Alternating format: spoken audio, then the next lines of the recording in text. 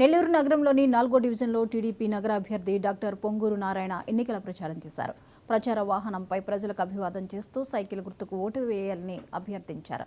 ఈ ర్యాలీలో వేలాదిగా టీడీపీ, జనసేన, బీజేపీ కార్యకర్తలు, స్థానిక ప్రజలు నారాయణకు ఘన స్వాగతం పలికారు. ఎక్కడికి వెళ్లినా ప్రజలు బ్రహ్మరథం పడుతున్నారన్నారు. హారతులిచ్చి స్వాగతం చెబుతున్నారన్నారు. ఎంపీగా వేమిరెడ్డి ప్రభాకర్ రెడ్డిని, ఎమ్మెల్యేగా నన్ను గెలిపించాలని పొంగూరు నారాయణ కోరారు.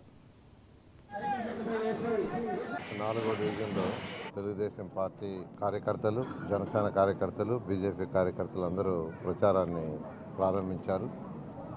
ఇంతవరకు చేసిన ప్రచారంలో ఎక్కడికి పోయినా ప్రజల యొక్క స్పందన అనూహ్యంగా ఉంది.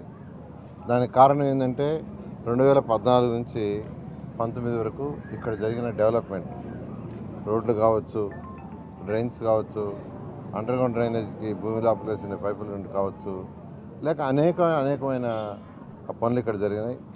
ఇక్కడ మైపాడు గేట్ అంటారు. ఆ మైపాడు గేటు ఘాటు కట్టాం. అసలు ఎవరు అడగల, అది కట్టమని ఎవరు అడగల. ఆడ తెప్పోత్సవం జరిగేది.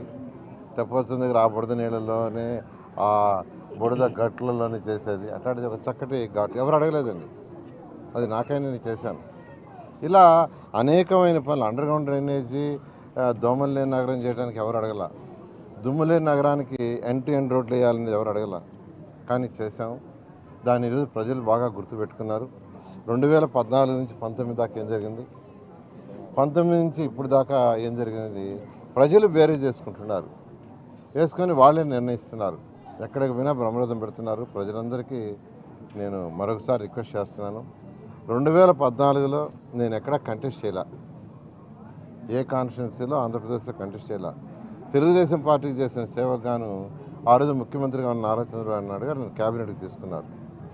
అయితే నెల్లూరులో పుట్టి పెరిగినందుకు నెల్లూరుకి ఏదైనా చేయాలని ఉద్దేశంతో ఆ రోజు ముఖ్యమంత్రిగా ఉన్న నారా చంద్రబాబు నాయుడు స్పెషల్ ఫండ్స్ ఇవ్వని అడగటం, ఆయన 5,260 కోట్ల దాకా శాంక్షన్ చేశారు. దాంతో డెవలప్ చేశాం. అంటే జనరల్గా ఒక కాన్స్టిట్యున్సీలో ఒక నాయకుడు కంటెస్ట్ చేసి గెలిచిన నాయకుడి యొక్క బాధ్యత ప్రజల యొక్క ప్రజా సమస్యలు. ప్రజల యొక్క ప్రజా సమస్యలు ఎవరి బాధ్యత అంటే గెలిచిన ఎమ్మెల్యే, ఎంపీ వాళ్ళిద్దరు బాధ్యులు.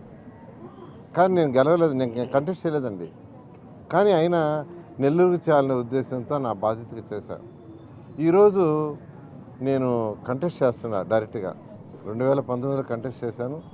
అయితే కొన్ని ఓట్లతో ఓడిపోవడం జరిగింది. ఈరోజు డైరెక్ట్గా కంటెస్ట్ చేస్తున్నానంటే నా బాధ్యత పెరుగుతుంది. ఖచ్చితంగా నెల్లూరులో ఉన్న 2,37,000 ఓటర్స్ యొక్క ప్రజా సమస్యలు అంటే రోడ్లు కావచ్చు, డ్రైన్స్ కావచ్చు, వాటర్ కావచ్చు, ఎలక్ట్రిసిటీ కావచ్చు, సంక్షేమ పథకాలు కావచ్చు, ఈరోజు వృద్ధాప్య పెన్షన్ కావచ్చు, లేదంటే వికలాంగుల పెన్షన్ కావచ్చు, లేదా విడోస్ పెన్షన్స్ కావచ్చు, లేదా అనేక సంక్షేమ కార్యక్రమాలు ఉంటాయి. వాటన్నిటి బాధ్యత ఆ గెలిచిన నాయకుడిది. ఖచ్చితంగా నేను బాధ్యతగా తీసుకుంటానని మీ అందరికీ తెలియజేస్తున్నాను.